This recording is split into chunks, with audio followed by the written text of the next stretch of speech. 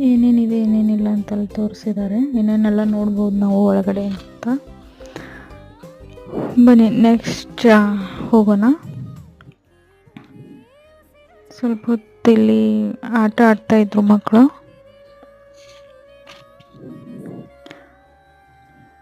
ಇಲ್ಲಿಂದ ನಾವು ಓಣಿಗೆ ಬಂದ್ವಿ ನೋಡಿ. ಒಂದು ವಿಲೇಜ್ ಇರುತ್ತಲ್ವ, ಆ ವಿಲೇಜಲ್ಲಿ ಒಂದು ಓಣಿ ಅಥವಾ ವಿಲೇಜಲ್ಲಿ ಯಾವ್ಯಾವ ಓಣಿ ಯಾವ್ಯಾವ ರೀತಿಯಾಗಿರುತ್ತೆ, ಪ್ರತಿಯೊಂದು ಕಸುಬುದಾರರು ಸಹ ಗುಡಿ ಕೈಗಾರಿಕೆ ಅಂತ, ಮನೆ ಕೈಗಾರಿಕೆ ಅಂತಾರಲ್ವ, ಸ್ಮಾಲ್ ಗೃಹ ಕೈಗಾರಿಕೆ, ಸಣ್ಣ ಕೈಗಾರಿಕೆ ಅಂತ ಪ್ರತಿಯೊಂದು ಇದರಲ್ಲಿದೆ ನೋಡಿ. ಆಗಿನ ಕಾಲದಲ್ಲಿ ಈ ರೀತಿಯಾಗಿ ಹಿಟ್ಟನ್ನು ಬೀಸ್ತಿದ್ರು.